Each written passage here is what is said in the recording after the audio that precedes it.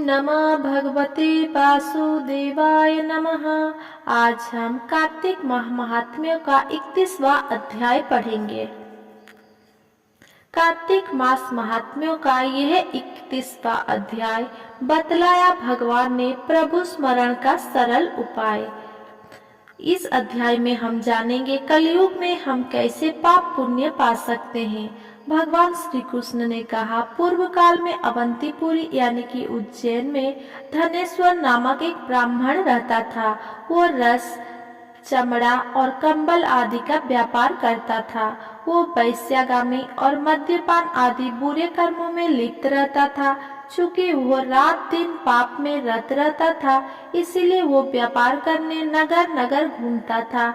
एक दिन वो क्रय विक्रय के कार्य से घूमता हुआ महिष्मतीपुरी में जा पहुंचा, जो राजा महिष ने बसाई थी। वहाँ पापनाशिनी नर्मदा सदैव शोभा पाती है। उस नदी के किनारे कार्तिक का व्रत करने वाले बहुत से मनुष्य उनके गांव से स्नान करने के लिए आए हुए थे। धनेश्वर उन सब को देखा और अपना सामान बेचता हुआ वह भी 1 मास तक वहीं रहा। वो अपने माल को बेचता हुआ नर्मदा नदी के तट पर घूमता हुआ स्नान, जप और देवार्चन में लगे हुए ब्राह्मणों को देखता और वैष्णवों के मुख से भगवान विष्णु के नामों का कीर्तन सुनता था। वो वहाँ रहकर उनको स्पर्श करता रहा, उनसे बातचीत करता रहा। वो कार्तिक के व्रत की उद्यापना विधि तथा जागरण भी देखता रहा। उसने पूर्णिमा के व्रत को भी देखा कि व्रती ब्राह्मणों तथा गौयों को भोजन करा रहे हैं, उनको दक्षिणा आदि भी दे रहे हैं। उसने नित्य प्रति भगवान शंकर की प्रसन्नता के लिए होती दीपमाला भी देखी। त्रिपुर नामक राक्षस के 3 पुरों को भगवान शिव ने इसी तिथि को जलाया था, इसीलिए शिव जी के भक्त इस तिथि को दीप उत्सव मनाते हैं। जो मनुष्य मुझ में और शिव जी में भेद करता है, उसकी स्मरण क्रियाएं निष्फल हो जाती है। इस प्रकार नर्मदा तट पर रहते हुए जब उसको 1 माह व्यतीत हो गया, तो एक दिन अचानक उसे किसी काले सांप ने डस लिया। इससे विहोल होकर वो भूमि पर गिर पड़ा। उसकी यह दशा देखकर वहाँ के दयालु भक्तों ने उसे चारों ओर से घेर लिया और उसके मुंह पर तुलसी दल मिश्रित जल के छींटे देने लगे। जब उसके प्राण निकल गए, तब यमदूत ने आकर उसे बांध लिया और कीड़े कोड़े बरसाते हुए उसे यमपरी ले गए। इसे देखकर चित्रगुप्त ने यमराज से कहा, इसने बाल्यावस्था से लेकर आज तक केवल बुरे कार्य ही किए हैं। इसके जीवन में तो पुण्य का लेश मात्र भी दृष्टि गोचर नहीं होता। यदि मैं पूरे 1 वर्ष तक भी आपको सुनाता रहूं, तो भी इसके पापों की सूची समाप्त नहीं होगी। ये महापापी है, इसलिए इसको 1 कल्प तक घोर नरक में डालना चाहिए। चित्रगुप्त की बात सुनकर यमराज ने कुपित होकर कालनौमी के समान अपना भयंकर रूप दिखाते हुए अपने अनुचरों को आज्ञा देते हुए कहा, हे प्रेत सेनापतियों, इस दुष्ट को मुदगर से मारते हुए कुंभीपाक नरक में डाल दो।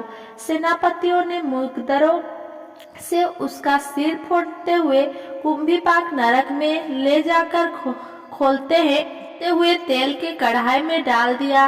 प्रेत सेनापतियों ने उसे जैसे ही तेल के कढ़ाई में डाला, वैसे ही वहाँ का कुंड शीतल हो गया। ठीक उसी प्रकार जिस प्रकार पूर्व काल में पद्मार्थ पर प्रहलाद जी को डालने से दैत्यों की जलाई हुई आग ठंडी हो गई थी। वो पविचित्र घटना देखकर प्रेत सेनापति यमराज के पास गए और उनसे सारा वृतांत कहा। सारी बात सुनकर यमराज भी आश्चर्यचकित हो गए और इस विषय में पूछताछ करने लगे। उसी समय नारद जी वहाँ आए और यमराज से कहने लगे, सूर्य नंदन, ये ब्राह्मण नरकों का उपभोग करने योग्य नहीं है। जो मनुष्य पुण्य कर्म करने वाले लोगों का दर्शन, स्पर्श और उनके साथ वार्तालाप करता है, वो उनके पुण्य का 6वां अंश प्राप्त कर लेता है।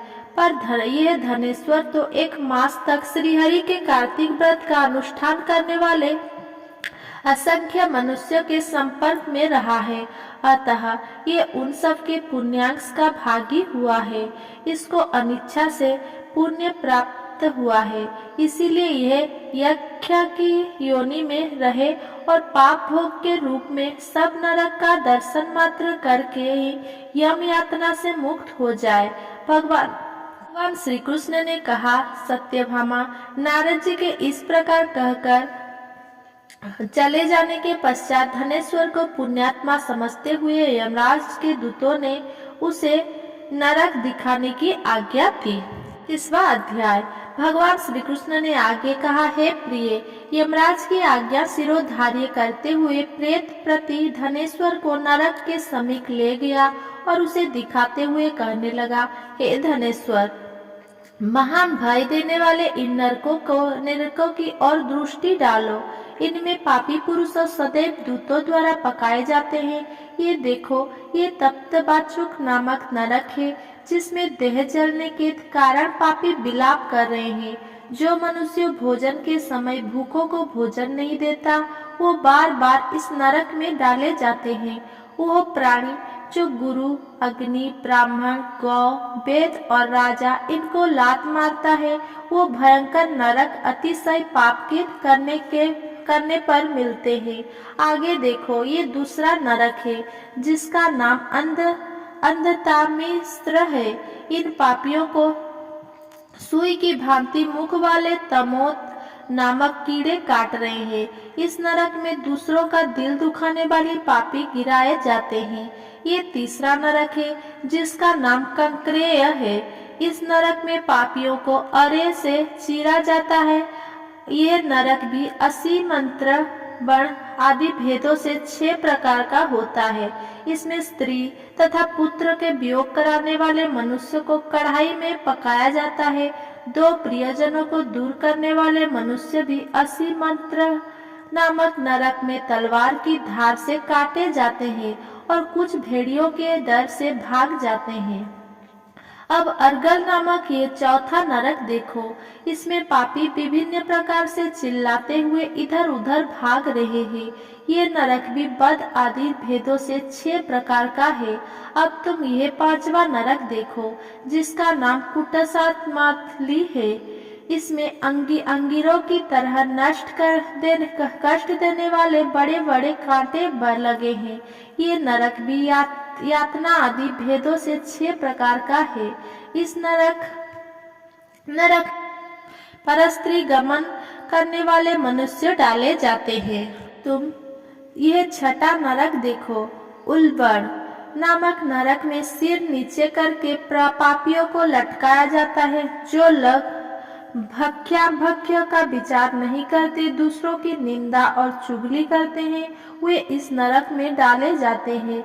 दुर्गंध भेद से यह नरक भी 6 प्रकार का है।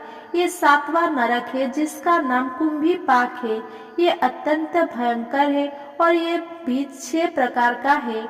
इसमें महापातकों की मनुष्य को पकाया जाता है। इस नरक में सहस्रों वर्षों तक यातना भोगनी पड़ती है। यही रौरव नरक है। जो पाप इच्छा रहित किए जाते हैं वो सुख है, और जो पाप इच्छा पूर्वक किए जाते हैं वो पाप आर्द्र कहलाते हैं। इस प्रकार शुक्ल, शुष्क और आर्द्र भेदों से ये पाप 2 प्रकार के होते हैं। इसके अलावा और भी अलग अलग 84 प्रकार के पाप होते हैं।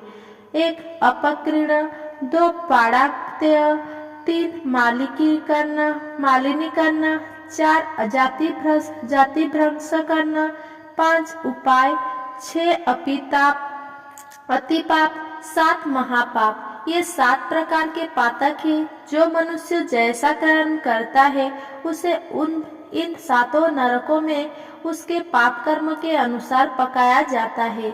चूंकि तुम्हें कार्तिक व्रत करने वाले प्रभु भक्तों का संसर्ग प्राप्त हुआ था, उसी से पुण्य की बुद्धि हो जाने के कारण ही ये सभी नरक तुम्हारे लिए निश्चय ही नष्ट हो गए हैं। इस प्रकार धनेश्वर को नरकों का दर्शन कराकर प्रेत राजा उसे यक्षलोक में ले गए। वहां जाकर उसे वहां का राजा बना दिया। वही कुबेर का अनुचर धनख्याय के नाम से प्रसिद्ध हुआ। बाद में महर्षि विश्वामित्र ने उसके नाम पर तीर्थ बनाया था। कार्तिक मास का व्रत महाफल देने वाला है। इसके समतुल्य अन्य कोई दूसरा पुण्य कर्म नहीं है। जो भी मनुष्य इस व्रत को करता है तथा व्रत करने वाले का दर्शन करता है उसे मोक्ष की प्राप्ति होती है। अगर मेरा ये वीडियो आपको पसंद आया हो तो मेरा वीडियो को लाइक कमेंट शेयर करें एंड मेरा चैनल को सब्सक्राइब करें। धन्यवाद।